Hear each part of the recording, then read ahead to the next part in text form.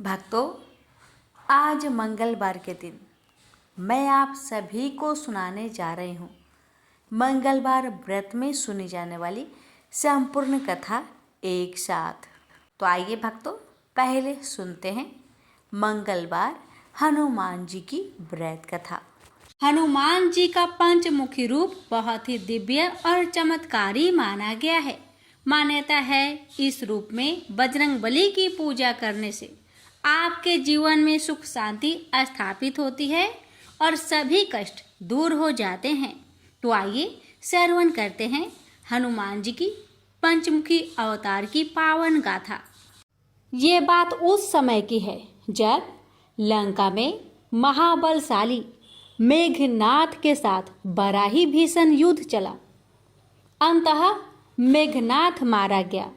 रावण जो अब तक मद में चूर था, राम सेना खास तौर पर लक्ष्मण का पराक्रम सुनकर थोड़ा तनाव में आ गया। रावण को कुछ दुखी देखकर रावण की मां केकसी ने उसके पाताल में बसे दो भैया अहिरावण और महिरावण की याद दिलाई। रावण को याद आया कि यह दोनों तो उसके बचपन के मित्र रहे हैं। लंका का राजा बनने के बाद उनकी सुध ही नहीं ले रही थी। रावण यह भली प्रकार जानता था कि अहिरावण व महिरावण तंत्र मंत्र के महापंडित, जादू टोने के धनी और मां कामाक्षी के परम भक्त है। रावण ने उन्हें बुला भेजा और कहा कि वह अपने छल बल कौशल से श्री राम व लक्ष्मण का सफाया कर दे। यह बात दूतों के जरिए विभीषण को पता लग गई। युद्ध में अहिरावण व महिरावण जैसे परम मायावी के शामिल होने से विभीषण चिंता में पड़ गए। विभीषण को लगा कि भगवान श्री राम और लक्ष्मण जी की सुरक्षा व्यवस्था कड़ी करनी पड़ेगी। बहुत सोच विचार करके उन्हें लगा कि इसका जिम्मा हनुमान जी को ही सौंप देना चाहिए। राम लक्ष्मण जी का कुटिया लंका में सुबेल पर्वत पर बना हुआ था। हनुमान जी ने भगवान श्री राम की कुटिया के चारों ओर एक सुरक्षा का कवच खींच दिया था। कोई जादू टोना, तंत्र मंत्र का असर या मायावी राक्षस इसके भीतर नहीं घुस सकते थे। अहिरावण और महिरावण श्री राम और लक्ष्मण जी को मारने उनकी कुटिया तक पहुंचे, पर इस सुरक्षा घेरे के आगे उनकी एक ना चली, वह असफल रहे। ऐसे में उन्होंने एक चाल चली। महिरावण विभीषण का रूप धर के कुटिया में घुस गया। राम और लक्ष्मण पत्थर के सपाट शिलाओं पर गहरी नींद से सो रहे थे। दोनों राक्षस ने बिना आहट के दोनों भाई भगवान राम और लक्ष्मण जी को उठा लिया और अपने निवास पाताल की ओर लेकर चल दिए। विभीषण लगातार सतर्क थे। उन्हें कुछ देर में ही पता चल गया कि कोई अनहोनी घट चुकी है। विभीषण को अहिरावण पर शक था। उन्हें राम लक्ष्मण की जान की चिंता बहुत सताने लगी। विभीषण ने हनुमान जी को महिरावण के बारे में बताते हुए कहा कि वे उसका पीछा करें। लंका में अपने रूप में घुसना राम भक्त हनुमान के लिए ठीक न था। सो उन्होंने पंछी का रूप धारण कर लिया और पंछी का रूप में ही निकुंभला नगर में पहुंच गए। निकुंभला नगरी में पंछी रूप धरे हनुमान जी ने कबूतर और कबूतरी को आपस में बात करते हुए सुना। कबूतर और कबूतरी एक दूसरे से कह रहे थे कि अब रावण की जीत पक्की है। हिरावण व महिरावण राम लक्ष्मण को बलि चढ़ा देंगे, बस सारा युद्ध समाप्त हो। कबूतर की बातों से ही बजरंगबली को पता चला कि दोनों राक्षस राम और लक्ष्मण को सोते में ही उठाकर कामाक्षी देवी को बलि चढ़ाने पाताल लोक ले गए हैं। हनुमान जी वायु के वेग से रसातल की ओर बढ़े और तुरंत वहां पहुंचे। हनुमान जी को रसातल के प्रवेश द्वार पर एक अद्भुत पहरेदार मिला। इसका आधा शरीर बानर का और आधा शरीर मछली का था। उसने हनुमान जी को पाताल में प्रवेश करने से रोक दिया। द्वार पर हनुमान जी से बोला कि मुझको परास्त किए बिना तुम्हारा भीतर जाना संभव नहीं है। दोनों में घमासान लड़ाई हुई। हनुमान जी की आशा के विपरीत यह बड़ा ही बलशाली और कुशल योद्धा निकला। दोनों ही बड़े बलशाली थे। दोनों में बहुत भयंकर युद्ध हुआ, परंतु वह बजरंग बली के आगे टिक नहीं सका। आखिरकार हनुमान जी ने उसे परास्त कर दिया और उस द्वारपाल की प्रशंसा करने से अपने आप को रोक नहीं पाए। तब हनुमान जी ने उस वीर से पूछा कि हे वीर, तुम कौन हो? अपना परिचय तो दो। तुम्हारा स्वरूप भी कुछ ऐसा है कि उसे देखकर मुझे कौतूहल हो रहा है। उस वीर ने उत्तर दिया, मैं हनुमान का पुत्र हूँ और एक मछली से पैदा हुआ हूँ। मेरा नाम है मकरध्वज। हनुमान जी ने यह सुना तो बड़े ही आश्चर्य में पड़ गए। वह वीर की बात सुनने लगे। मकरध्वज ने कहा, लंका दहन के बाद हनुमान जी समुद्र में अपनी अग्नि शांत करने के लिए पहुंचे। उस समय उनके शरीर से गिरते पसीने में से एक बूंद मेरी माँ के मुख में चला गया और उसी से मेरी माँ गर्भवती हो गई। उसी से मेरा जन्म हुआ है। हनुमान जी ने जब यह सुना तो मकरध्वज को बताया कि वह कोई और नहीं, स्वयं हनुमान है। यह सुनकर मकरध्वज ने हनुमान जी के चरण स्पर्श किए और हनुमान जी ने भी अपने बेटे को गले से लगा लिया और वहां आने का पूरा कारण बताया। उन्होंने अपने पुत्र से कहा कि अपने पिता के स्वामी की रक्षा में सहायता करो। मकरध्वज ने हनुमान जी को बताया कि कुछ ही देर में राक्षस बलि के लिए आने वाले हैं। बेहतर होगा कि आप रूप बदलकर कामाक्षी के मंदिर में जाकर बैठ जाइए। उनको सारी पूजा झरोखे से करने को कहे। हनुमान जी ने पहले तो मधुमक्खी का भेष धारण कर माँ कामाक्षी के मंदिर में घुस गए। हनुमान जी ने माँ कामाक्षी को नमस्कार कर सफलता की कामना की और फिर पूछा, हे माँ, क्या आप वास्तव में श्री राम जी और लक्ष्मण जी की बलि चाहती हैं? हनुमान जी के इस प्रश्न पर माँ कामाक्षी ने उत्तर दिया कि नहीं, मैं तो दुष्ट अहिरावण व महिरावण की बलि चाहती हूँ। यह दोनों मेरे भक्त तो है, पर अधर्मी और अत्याचारी भी है। आप अपने प्रयत्न करो, सफल रहोगे। मंदिर में 5 दीप जल रहे हैं, अलग अलग दिशाओं और स्थान पर। माँ ने कहा, यह दीप अहिरावण ने मेरी प्रसन्नता के लिए जलाए हैं। जिस दिन इस 5 दीपक को एक साथ ही बुझा दिया जाएगा, उस दिन इन दोनों राक्षस का अंत सुनिश्चित हो जाएगा।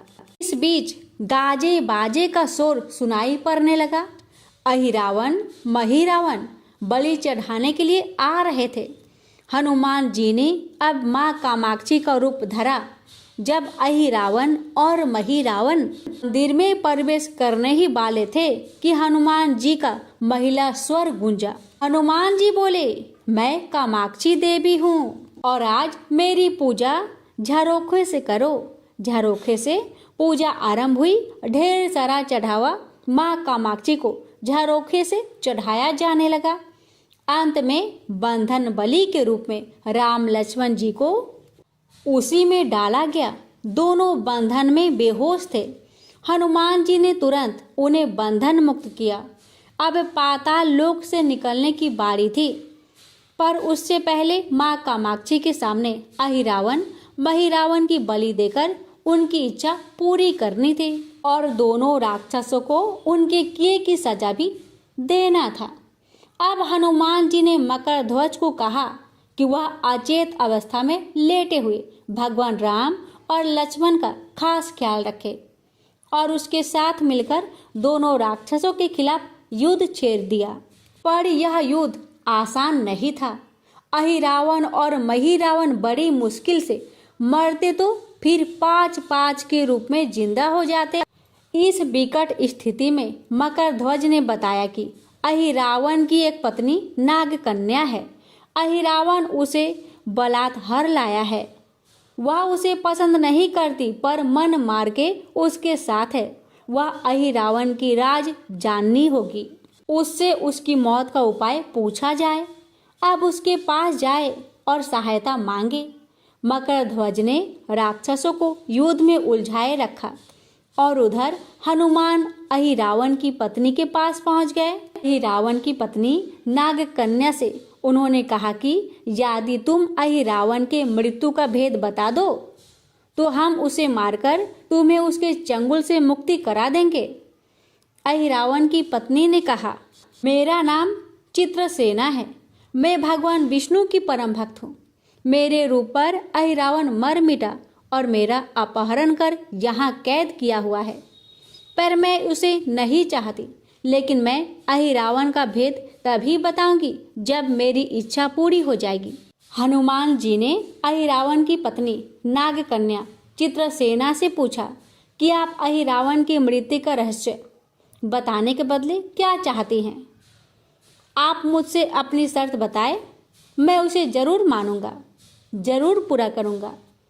चित्रसेना ने कहा, दुर्भाग्य से अहिरावण जैसा असुर मुझे हर लाया, इससे मेरा जीवन खराब हो गया। मैं अपने दुर्भाग्य को सौभाग्य में बदलना चाहती हूँ।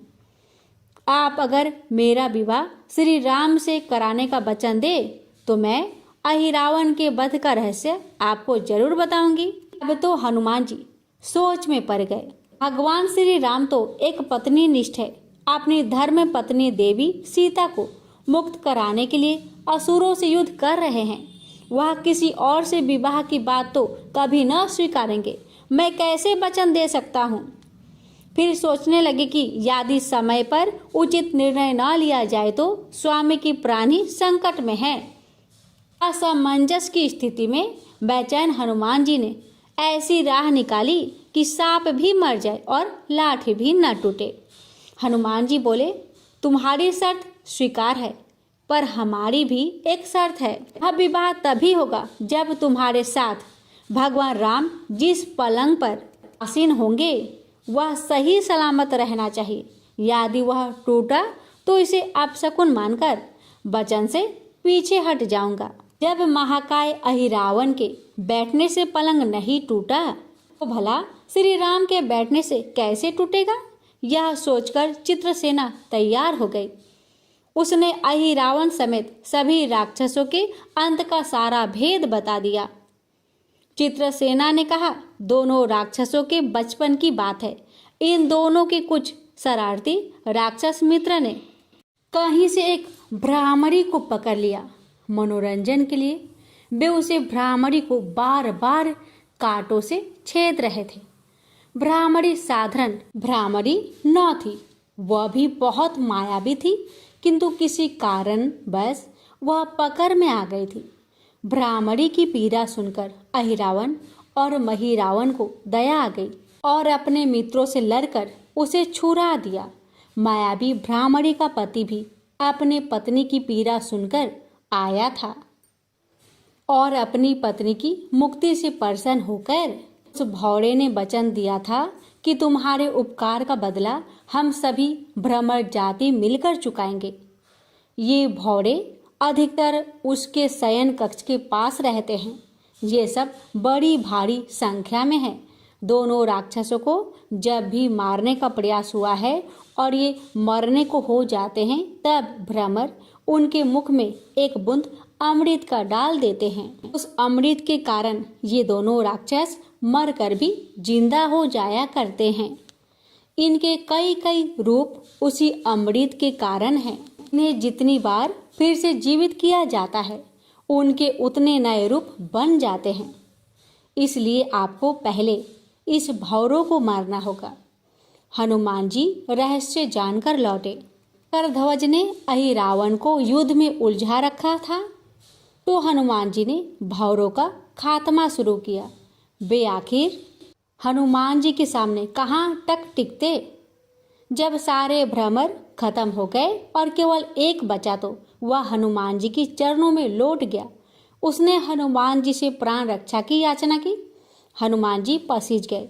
उन्होंने उसे क्षमा करते हुए एक काम सौंपा। हनुमान जी बोले, मैं तुम्हें प्राण दान देता हूँ, पर एक शर्त पर कि तुम यहाँ से तुरंत चले जाओगे और अहिरावण की पत्नी के पलंग की पार्टी में घुसकर जल्दी से जल्दी उसे पूरी तरह खोखला बना दोगे। और तत्काल चित्रसेना की पलंग की पार्टी में घुसने के लिए प्रस्थान कर गया। और अहिरावण और महिरावण को अपने चमत्कार के लुप्त होने से बहुत अचरज हुआ और उन्होंने मायावी युद्ध जारी रखा। भ्रमरों को हनुमान जी ने समाप्त कर दिया। फिर भी हनुमान जी के हाथों अहिरावण और महिरावण का अंत नहीं हो पा रहा था। यह देखकर हनुमान जी कुछ चिंतित हुए। फिर उन्हें कामाक्षी देवी का वचन याद आया। देवी ने बताया था कि अहिरावण की सिद्धि है कि जब पांचों दीपकों को एक साथ बुझाएंगे तभी वे नए नए रूप धारण करने में असमर्थ होगा और उसका वध हो सकेगा। हनुमान जी ने तत्काल पंचमुखी रूप धारण कर लिए। उत्तर दिशा में वाराह मुख, दक्षिण दिशा में नरसिंह मुख, पश्चिम में गरुड़ मुख, आकाश की ओर हयग्रीव मुख एवं पूर्व दिशा में हनुमान जी का मुख। उसके बाद हनुमान जी ने अपने पांचों मुख द्वारा एक साथ पांचों दीपक को बुझा दिए। अब उनके बार बार पैदा होने और लंबे समय तक जिंदा रहने की सारी आकांक्षाएं समाप्त हो गई। अब हनुमान जी के हाथों से महिरावण और अहिरावण दोनों मारे गए। इसके बाद उन्होंने श्री राम और लक्ष्मण जी की मूर्छा दूर करने के लिए उपाय किए। दोनों भाई होश में आ गए। चित्रसेना भी वहां आ गई थी। हनुमान जी ने कहा, प्रभु अब आप अहिरावण और महिरावण के छल और बंधन से मुक्त हुए, पर इसके लिए हमें इस नाग कन्या की सहायता लेनी पड़ी थी। अहिरावण इसे बलपूर्वक उठा लाया था। वह आपसे विवाह करना चाहती है। कृपया उससे विवाह कर अपने साथ ले चले, इससे उसे भी मुक्ति मिल जाएगी। श्री राम हनुमान जी की बात सुनकर चकरा गए। इससे पहले कि वह कुछ कह पाते, हनुमान जी ने ही कह दिया, भगवान आप तो मुक्तिदाता है। रावण को मारने का भेद इसी ने बताया है। इसके बिना हम उसे मारकर आपको बचाने में सफल ना हो पाते। कृपा निधान इसे भी मुक्ति मिलनी चाहिए। परंतु आप चिंता ना करें, हम सबका जीवन बचाने वाले के प्रति बस इतना ही कीजिए कि आप बस इस पलंग पर बैठिए, बाकी का काम मैं संपन्न करवाता हूँ। हनुमान जी इतनी तेजी से सारे कार्य करते जा रहे थे कि इससे भी राम जी और लक्ष्मण जी दोनों चिंता में पड़ गए। वह कोई कदम उठाते कि तब तक हनुमान जी ने भगवान राम की बाह पकड़ ली। हनुमान जी ने भावावेश में प्रभु श्री राम की बाह पकड़कर चित्रसेना के उस सजे धजे विशाल पलंग पर बिठा दिया। भगवान राम कुछ समझ पाते कि तभी पलंग की खोखली पाटी चरचरा कर टूट गई। पलंग धराशायी हो गई। चित्रसेना भी जमीन पर आ गिरी। हनुमान जी हंस पड़े और फिर चित्रसेना से बोले, अब तुम्हारी शर्त तो पूरी हुई नहीं, इसलिए यह विवाह नहीं हो सकता। तुम मुक्त हो और हम तुम्हें तुम्हारे लोग भेजने का प्रबंध करते हैं। अब तो चित्रसेना समझ गई कि उसके साथ छल हुआ है। उसने कहा कि उसके साथ छल हुआ है। मर्यादा पुरुषोत्तम के सेवक उनके सामने किसी के साथ छल करे, ये तो बहुत ही अनुचित है। मैं हनुमान को श्राप दूंगी। चित्रसेना ने हनुमान जी को श्राप देने ही जा रही थी। श्री राम का सम्मोहन भंग हुआ। वह इस पूरे नाटक को समझ गए। उन्होंने चित्रसेना को समझाया, मैंने एक पत्नी धर्म से बंधे होने का संकल्प लिया है, इसलिए हनुमान जी को यह करना पड़ा। उन्हें क्षमा कर दो। क्रोधित चित्रसेना तो उनसे विवाह करने की जिद पकड़ी बैठी थी। श्री राम ने कहा, मैं जब द्वारपर में श्री कृष्ण अवतार लूंगा तब तुम्हें सत्यभामा के रूप में अपनी पटरानी बनाऊंगा। इससे वह मान गई। हनुमान जी ने चित्रसेना को उसके पिता के पास पहुंचा दिया। चित्रसेना को प्रभु ने अगले जन्म में पत्नी बनाने का वरदान दिया था। भगवान विष्णु की पत्नी बनने की चाह में उसने स्वयं को अग्नि में भस्म कर लिया। श्री राम और लक्ष्मण मकरध्वज और हनुमान जी सहित वापस लंका में सुबेल पर्वत पर लौट आए। प्यारे भक्तों, ये थी पंचमुखी हनुमान जी की पावन कथा। इस कथा के श्रवण मात्रा से ही हर मनोकामना अवश्य पूरी हो जाती है। अब सुनिए भगवान राम की महिमा की कथा। यह कहानी कुबाजी महाराज की है, जिनका नाम उनके गुरुदेव द्वारा केवल राम जी रखा गया था। वे एक कुम्हार थे। उन्होंने श्री कृष्णदास पायहारी जी के सत्संग में जाना शुरू किया और उन्हें सतगुरु रूप में वरण किया। जाति से वे कुम्हार थे, लेकिन उनकी स्थिति महान संतों के समान हो गई थी। वे संतों की सेवा में लीन रहते थे। उन्होंने समझ लिया कि संत सेवा ही भगवत कृपा का मुख्य साधन है।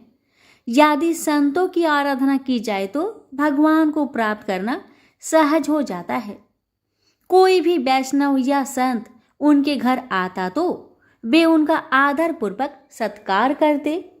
उनके घर में साधु संतों का आना जाना लगा रहता था। वे महीने में केवल 30 बर्तन बनाते थे और उनमें से रोज केवल एक ही बेचते थे। इस सीमित कमाई से ही वे अपने परिवार का भरण पोषण करते और शेष धन से संत सेवा करते थे।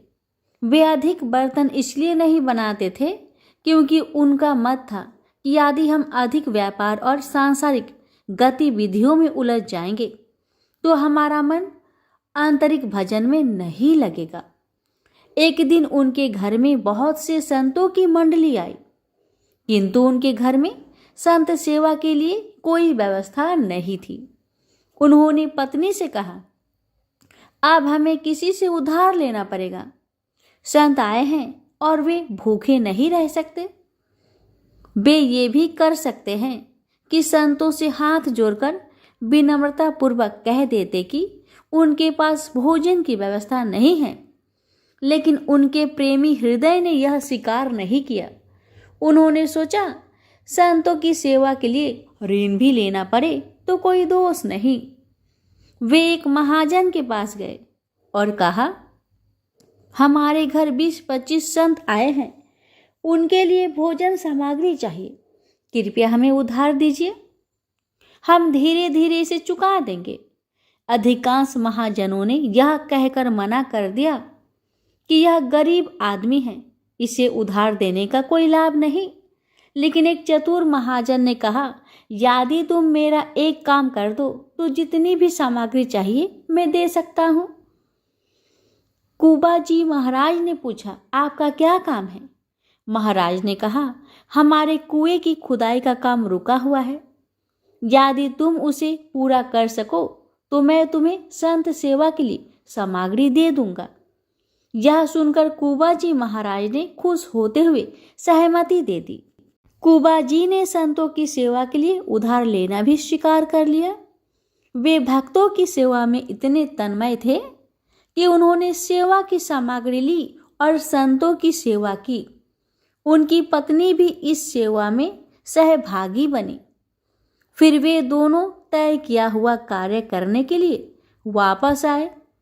वे खुदाई करते हुए हर फावड़े के साथ राम नाम का उच्चारण करते।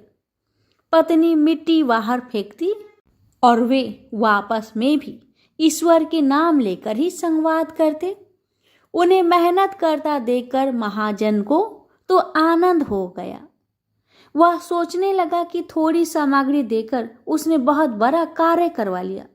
जैसे जैसे फावड़ा चलता, केवल राम जी सिया राम कहते मिट्टी निकालकर तसले में रखते और संकेत में अपनी पत्नी से कहते, सिया राम अर्थात उठाओ।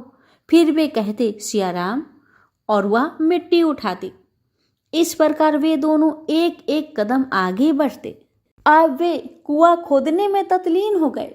खुदाई के दौरान मिट्टी खिसकने लगी क्योंकि चारों ओर रेतीली मिट्टी थी।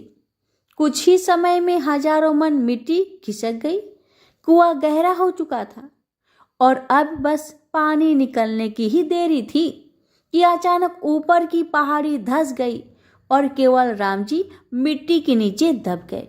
मिट्टी इतनी तेजी से गिरी कि चारों ओर बस धूल ही धूल थी। अब किसी को भी यह संभव नहीं लग रहा था कि वे जीवित बचेंगे।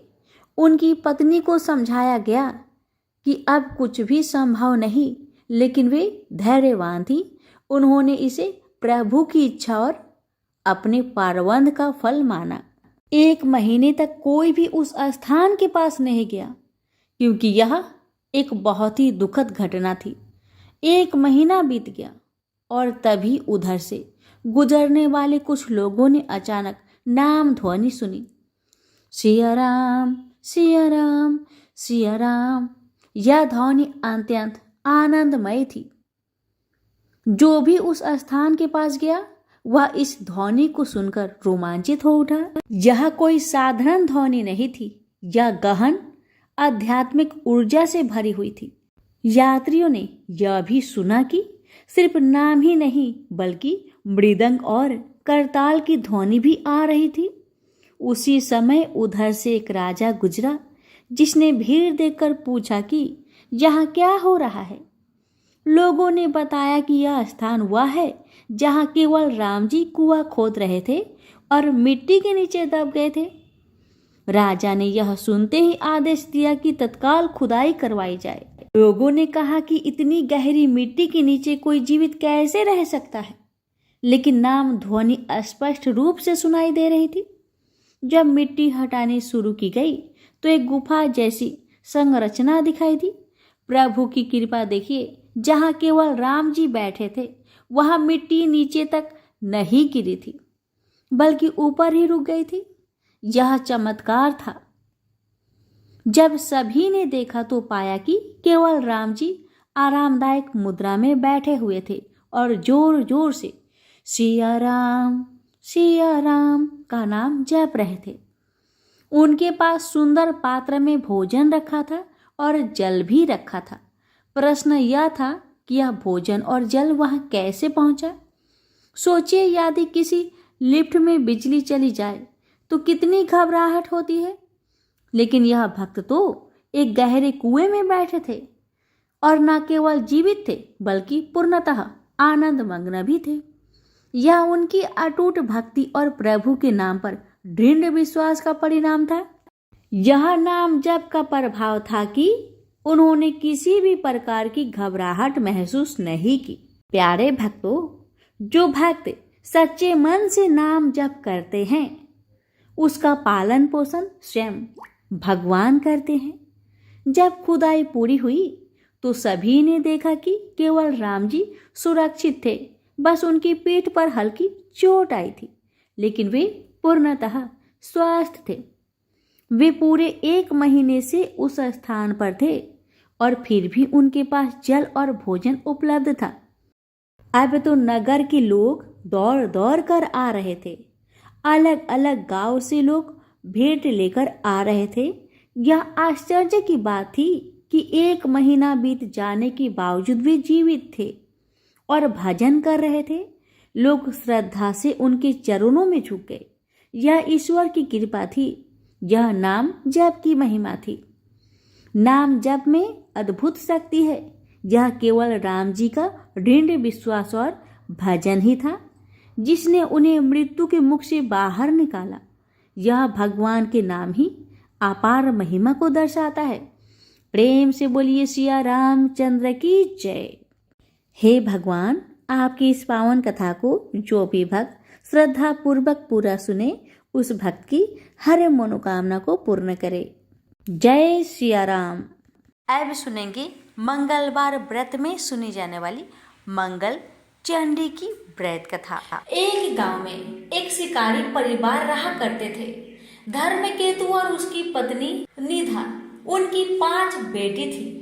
एक भी बेटा नहीं था जो वंश को आगे बढ़ाए, इसलिए धर्मकेतु दूसरी शादी करना चाहता था।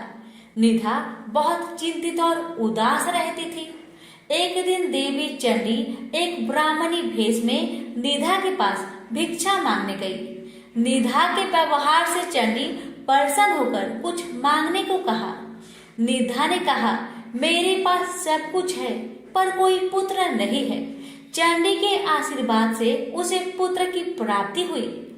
नाम कालकेतु था, बड़ा ही वीर था। बड़ा हुआ उसका शादी फुलेरा से हुआ।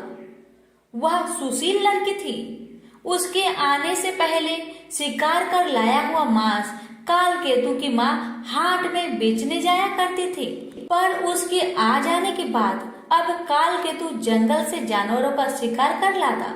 फुलेरा उसके मांस, छाल, दांत आदि को हाट में बेचने जाया करती थी। हाट का मतलब है बाजार में बेचने जाया करती थी। बेटे ने घर अच्छे से संभाल लिया था, ये देखकर पति पत्नी काशी चले गए। अब हर रोज की तरह दोनों अपने काम में लगे रहते थे। कालकेतु इतना ज्यादा शिकार करता कि जंगल के जानवर डरने लगे। सभी जानवरों ने जंगल के राजा सिंह से गुहार लगाई। गेंडे ने कहा, राजा जी, मैं बहुत दुखी हूँ, मेरे 7 भाई मारे गए। हिरनी ने कहा, मैं पतिहीन हो गई हूँ, जीवन बहुत पीड़ा दे रही है, मौत भी नहीं आ रही है। बंदर ने कहा, मैं वंश विहीन हो गया हूँ, कालकेतु मेरे बच्चों को बांधकर बेच दिया। इसी तरह सभी जानवरों ने अपनी पीड़ा को राजा के सामने रखा। उन्होंने कहा, हम लोग आपके राज्य से कहीं और चले जाएंगे।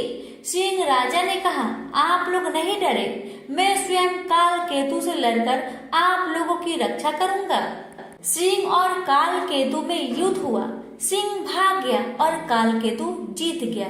सभी जानवर अब देवी चंडी के पास पहुँचे और उनसे विनती किए, माँ, हमें कालकेतु के हाथों से बचाओ, वह सभी जानवरों का शिकार कर रहा है, उससे छिपने का कोई जगह नहीं बचा है, हम कहाँ जाए माँ, हम क्या करें। तब चंडी माता ने सभी जानवरों को छुपा लिया और स्वयं एक सांप के रूप में बनकर जंगल के बीच में बैठ गई। उधर कालकेतु जंगल में जानवरों का शिकार करने निकला तो उसे कोई जानवर नहीं मिला। वह चिंतित होने लगा। उसका जीवन तो बस जानवर पर ही टिका था। अब वे क्या खाएंगे और क्या पिएंगे। जंगल में उसे स्वर्ण गोधिका दिख गई, जो कि चंडी माता ने अपना वेश धारण करके बनाया था। स्वर्ण गोधिका का देखना अब शकुन माना जाता है, इसलिए कालकेतु को गुस्सा आया और आगे बढ़ गया। उसने पूरी जंगल छान मारी, पर कोई जानवर नहीं मिला। उसका दिन बिगड़ गया। आते वक्त उसने फिर से स्वर्ण गोधिका को देखा। उसने उसे पकड़ लिया और गुस्से से कहा, आज तुम्हें ही जिंदा पकाकर खाऊंगा। जब कालकेतु घर आया तो फुलेरा घर पर नहीं थी। पड़ोसी से पता चला वह बाजार गई है। कालकेतु स्वर्ण गोधिका को रस्सी से बांधकर फुलेरा के पास पहुंचा। फुलेरा बोली, घर में खाने को कुछ नहीं है और ये बासी मांस कोई नहीं खरीद रहा है। कालकेतु ने फुलेरा को पड़ोसी से शिवली फूल के बदले चावल उधार मांगने को कहा और कहा, घर पर स्वर्ण गोधिका है, उसे पका लेना। कालकेतु बाजार में रहकर बासी मांस बेचने लगा और फुलेरा चावल लेकर घर पहुंची। घर में स्वर्ण गोधिका नहीं था, बल्कि एक 16 साल की सुंदर कन्या रस्सी से बंधी थी। फुलेरा उसे देखकर डर गई कि इतनी सुंदर कन्या यहाँ क्या कर रही है। उसने कहा, तुम कौन हो, यहाँ क्या कर रही हो। कन्या ने कहा, मैं ब्राह्मण कन्या हूँ, मैं जंगल बीच में बैठी थी तो तुम्हारे पति ने मुझे यहाँ लाया है। ये सुनकर उसे गुस्सा आया, ये सोचकर कि कहीं ये मेरी सौतन तो नहीं, पर शांत होकर बड़े प्यार से उसे कालकेतु और अपना कष्टदायक जिंदगी के बारे में कहने लगी, ताकि वह कन्या अपने घर चली जाए। पर कन्या मानने को तैयार नहीं हुई। फुलेरा कालकेतु के पास बाजार पहुंची और बोली, आप किसे घर लाए हैं? एक सुंदर कन्या घर में है। कालकेतु को विश्वास नहीं हुआ, क्योंकि उसने एक स्वर्ण गोधिका रखी थी। वे दोनों तुरंत घर आए। कालकेतु उसे देख हैरान हुआ और उसके बारे में पूछने लगा और बोला, यहाँ से चली जाओ। जब कन्या राजी नहीं हुई तो उसने अपना तीर धनुष निकाल लिया। उसकी बहादुरी देखकर कन्या ने कहा, मैं चंडी हूँ, तुम आज से शिकार करना छोड़ दो, मैं तुम्हें गुजरात का राजा बनाती हूँ। पर कालकेतु को उसका यकीन नहीं हुआ। वह बोला, अगर तुम चंडी देवी हो तो तुम असली रूप में आओ। चंडी ने उसे महिष मर्दनी का रूप दिखाया। तब दोनों उनके चरण पर गिर गए। चंडी बोली, हर मंगलवार मेरी पूजा करो और लोगों में मेरी पूजा का प्रचार कराओ। चंडी उन्हें एक अंगूठी दी जिसका मूल्य 7 करोड़ था। फुलेरा बोली, माँ, गुजरात जंगल से भरा है, उसे काटने और शहर बनाने में ही सारा धन चला जाएगा। चंडी ने 7 सोने से भरा कलश दिया और वे कलश कैलाश पर्वत पर चली गई। काल केतु अंगूठी को बेचने के लिए शिव मुरारी के पास पहुंचा। वह काल केतु से हमेशा मांस उधार में लिया करता था, इसलिए उसे लगा कि काल केतु उधार का पैसा लेने आया है। वह अपनी पत्नी को बाहर भेजा और छिपकर सारी बातें सुनने लगा। काल केतु के कुछ बोलने से पहले ही उसकी पत्नी बोली, मुरारी घर पर नहीं है, उधार का पैसा कल दे देंगे। काल केतु बोला, आप पैसा कल दे देना, मैं तो ये अंगूठी तुड़वाने आया था, अब दूसरे दुकानदार के पास जाना पड़ेगा। इतना सुनकर मुरारी दौड़ते हुए आया और अंगूठी देखा और झूठ बोला कि ये अंगूठी पीतल का है। उसने सोचा झूठ बोलकर वह अंगूठी स्वयं हड़प लेगा। काल केतु ने सोचा कि अंगूठी देवी को ही लौटा देगा। रात में चंडी ने मुरारी को सपने में अंगूठी का उचित मूल्य देने को कहा। उसने दूसरे दिन काल केतु को 7 कोटि रुपए दिए। काल केतु गुजरात के जंगल को कटवाने के लिए मजदूर लगवाया। जंगल में बाघ के डर से मजदूर जंगल के अंदर जाने को तैयार नहीं हो रहे थे। तब काल केतु स्वयं जंगल जाकर बाघ से लड़ा और उसे मार डाला। जंगल काटकर गुजरात शहर बसाया गया, पर गुजरात राज्य में कोई प्रजा न थी। काल केतु ने चंडी से प्रार्थना की, तब उन्होंने इंद्रदेव तथा समुद्र की मदद से कलिंग राज्य में भारी बरसात करवाई। नद नदी में बाढ़ आ गई। लोग कलिंग से गुजरात भागकर आने लगे। इस तरह ब्राह्मण, कास्ट, मुस्लिम आदि अनेक जाति के लोग गुजरात में आकर रहने लगे। काल केतु राज्य को सही तरीके से चलाने के लिए अच्छी अच्छी नीतियां बनाई। राज्य में एक व्यक्ति भारुदत्त भी रहता था। उसने मीठी मीठी बातें कहकर काल केतु के दरबार में ऊंची पद हासिल कर ली थी। उसने सभी को तंग कर रखा था। वह सभी के सामान ले जाता पर पैसा नहीं देता था। उसके अत्याचार से सभी लोगों ने काल केतु से उसकी शिकायत की। काल केतु ने उसे सजा दिया। भारुदत्त को यह सहन नहीं हुआ और वह कलिंग राजा के पास काल केतु की शिकायत करने गया। भारुदत्त कलिंग राज के दरबार में पहुंचकर राजा से कहने लगा कि आपके रहते कोई और दूसरा राजा शासन कैसे कर सकता है। कलिंग राज ने उससे पूछा, कौन है? यदि तुम सच कह रहे हो तो दिखाओ हमें। भारुदत्त ने कलिंग राज के दूत को ये सब दिखाया। कलिंग राज ने काल केतु पर आक्रमण किया। दोनों के बीच भीषण युद्ध हुआ, पर काल केतु हार गया। उसे काल कोठरी में डाल दिया गया। रात को चंडी देवी ने कलिंग राज को सपने में दर्शन दी और बताई कि काल केतु को मैंने गुजरात का राजा बनाया है, उसे आजाद कर दो। उसी समय कलिंग राजा दौड़ते हुए आए और काल केतु को आजाद करवाए और उसे गुजरात का राजा बना दिया। भारुदत्त को सजा मिली। काल केतु खुशी खुशी अपना जीवन राज्य चलाने लगा। प्रेम से बोलिए चंडी मैया की जय। अब सुनेंगे मंगलवार व्रत में सुनी जाने वाली मंगला गौरी माता जी की प्रेत कथा। इन सभी कथाओं को जो भक्त श्रद्धा और भक्ति के साथ पूरा सुनता है, उसकी हर मनोकामना अवश्य पूर्ण होती है। एक नगर में एक व्यापारी अपनी पत्नी के साथ सुखी से जीवन व्यतीत कर रहा था। उसे धन दौलत की कोई कमी नहीं थी और वह खुशहाल जिंदगी बिता रहा था। लेकिन उस व्यापारी को एक ही दुख था कि उसके कोई संतान नहीं थी। इसलिए सारी सुख सुविधाएं होते हुए भी दोनों पति पत्नी खुश नहीं थे। दिन रात पूजा पाठ में लगे रहते थे, ये उम्मीद से क्या पता भगवान उनकी सुनी गोद भर दे। भगवान ने उनकी प्रार्थना सुनी भी। उनकी पूजा अर्चना करने के बाद उन्हें पुत्र का वरदान प्राप्त हुआ। लेकिन उसके जन्म के समय ज्योतिष ने कहा कि वह अल्पायु है और 16 साल के होते ही सांप के काटने से उसकी मृत्यु हो जाएगी। इस बात को जानने के बाद पति पत्नी और भी दुखी हो गए, लेकिन उन्होंने इसे ही अपना और पुत्र का भाग्य मान लिया। उन्होंने 16 साल की उम्र से पहले ही अपने बेटे का विवाह सुकन्या से कर दिया। इस कन्या की माता माँ मंगला गौरी का व्रत किया करती थी और उसने अपनी पुत्री को भी विवाह के बाद सुखी जीवन के लिए माँ मंगला गौरी का व्रत रखने की सलाह दी थी।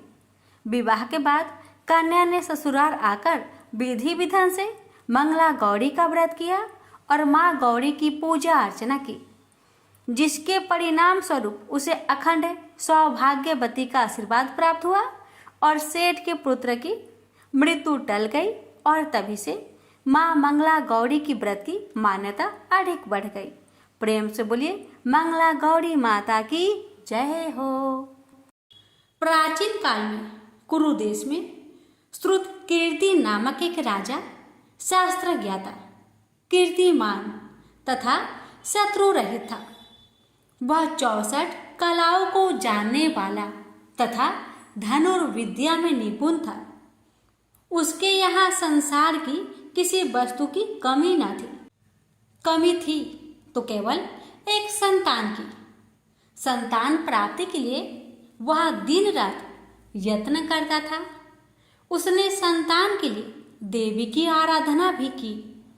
एक दिन देवी ने उसकी आराधना से प्रसन्न होकर उसे साक्षात दर्शन दिए और कहा, हे श्रुत कीर्ति, वर मांगो। राजा श्रुत कीर्ति ने कहा, माँ, यदि आप मुझ पर प्रसन्न हैं तो मुझे एक पुत्र दीजिए। आपकी कृपा से मेरे यहाँ धन्य धान्य आदि किसी चीज की कमी नहीं, बस एक कमी है तो पुत्र सुख की।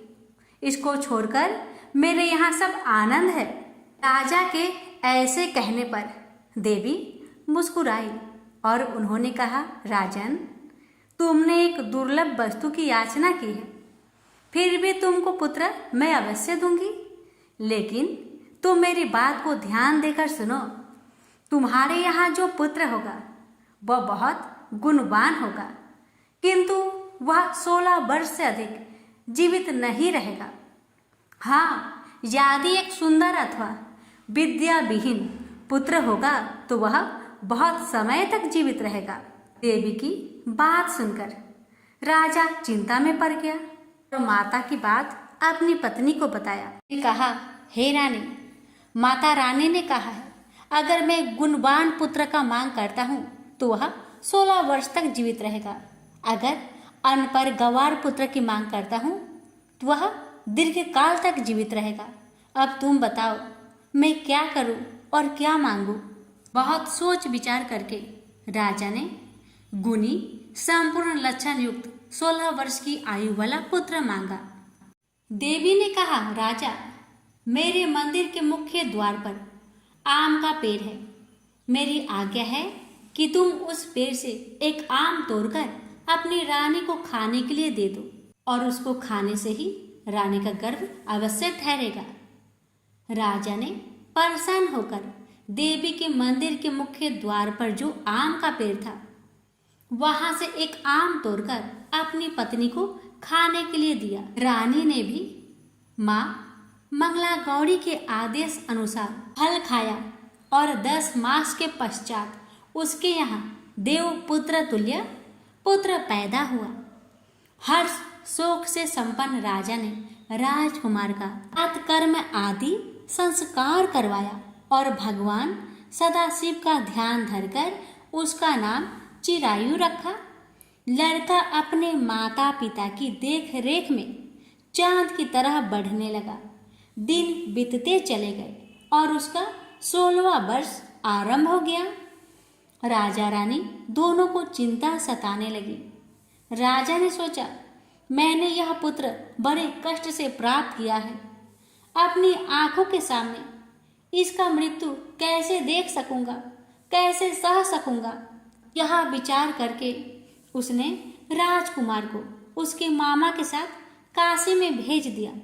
जाने के समय रानी ने अपने भाई से कहा, भाई, तुम कार्पटिक भेष धारण करके राजकुमार को काशी ले जाओ। मैंने इसके जन्म से पूर्व भगवान श्री सदाशिव से प्रार्थना की थी कि हे प्रभु, पुत्र प्राप्ति पर मैं उसे जगत पिता की यात्रा के लिए भेजूंगी।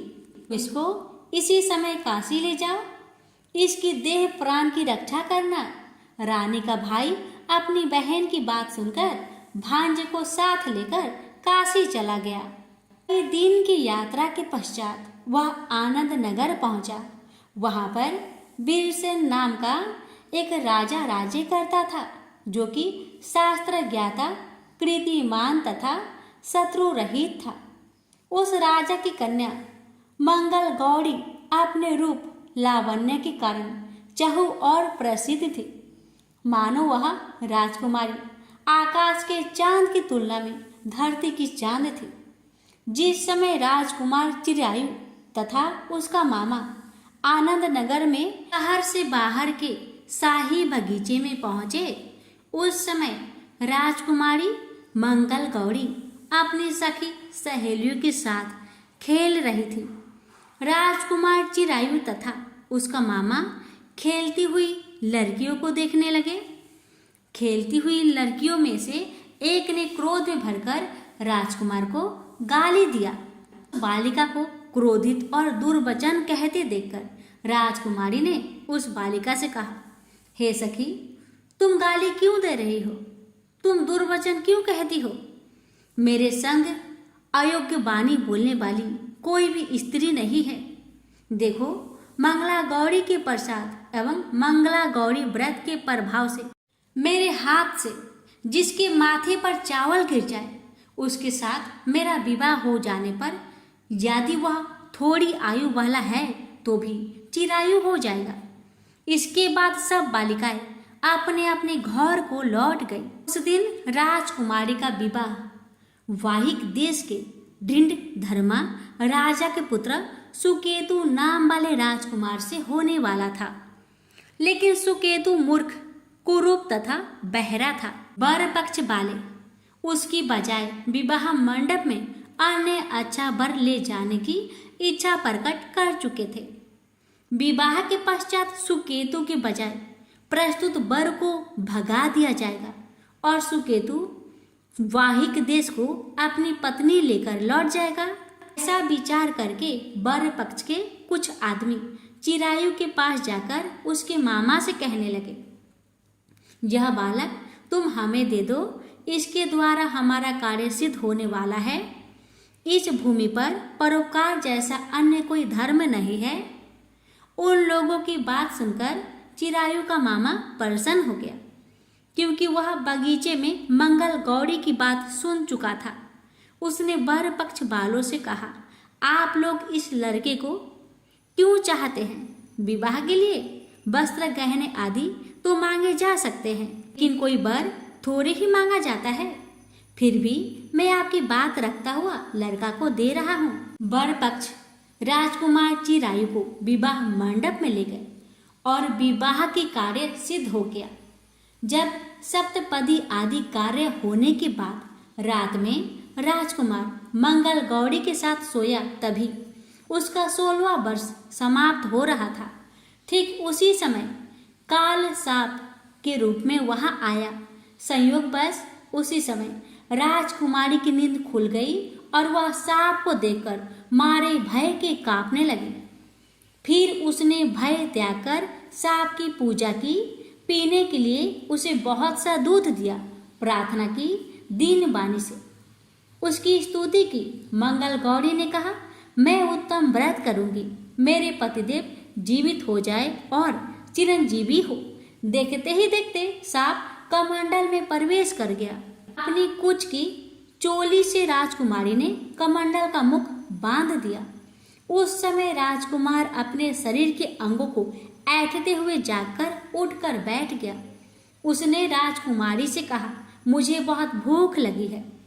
राजकुमारी ने माता के समीप जाकर लड्डू आदि लाकर राजकुमार को खाने के लिए दिए। राजकुमार ने प्रसन्न होकर भोजन किया। हाथ धोते समय उसके हाथ से अंगूठी गिर गई। वह पान खाकर दोबारा सो गया। उसके सोने के बाद राजकुमारी कमंडल को बाहर फेंकने के लिए गई, लेकिन विधि के विधान से बाहर जाते समय चमकते हुए हार की चमक देखकर चकित रह गई। उसने उस घट में स्थित हार को अपने गले में पहन लिया। थोड़ी रात बाकी रहने पर चिरायु का मामा आकर उसे ले गया। चिरायु के जाने के बाद वर पक्षजन सुकेतु को वहां ले आए। मंगल गौरी ने जब सुकेतु को देखा तो कहा, यह मेरा पति नहीं है। इस पर वर पक्षजनों ने राजकुमारी से कहा, हे देवी, यह तुम क्या कह रही हो? यदि कोई पहचान हो तो कहो। मंगल गौरी ने कहा, रात को मेरे पति ने जो मुझे जराऊ हार दिया है, उस हार के रत्नों की सुंदरता यह बताए, यह कोई अन्य ही है। रात्रि में आम्र सेजन के समय मेरे पति का केसरयुक्त पद मेरी जांघ में लगा हुआ है। लोग उसे देखो। रात के समय मेरे और मेरे पति के बीच जो बातचीत हुई है और हमने क्या भोजन किया था, ये भी बतलाए तो यह मेरा पति होगा। मंगल गौरी की बात सुनकर वर पक्ष जनों ने कहा, ठीक है, लेकिन सुकेतु उपरोक्त प्रश्नों में से किसी एक का भी उत्तर नहीं दे सका। इस पर कन्या पक्ष वालों ने उसके साथ राजकुमारी को भेजने से इनकार कर दिया और वर पक्ष जन अपना सा मुंह लेकर जैसे आए थे वैसे ही लौट गए। मंगल गौरी के पिता महाराजा वीरसेन ने प्रसन्न होकर एक महान यज्ञ रचाया। उसने ये भी सुना कि वर पक्ष जन किस प्रकार अपने कुरूप राजकुमार के बजाय किसी अन्य सुंदर युवक को विवाह के मंडप में ले आए थे और उसके साथ मंगल गौरी का विवाह हुआ था। अब मंगल गौरी राजमहल के बरामदे में एक जिक्र की ओट में बैठ गई और प्रत्येक आते जाते यात्री को देखने लगी ताकि उनमें कहीं उसे चिरायु दिखाई दे जाए। उधर चिरायु भी अपनी ससुराल का हाल जानने के लिए अपने मामा के साथ वहां आ पहुंचा।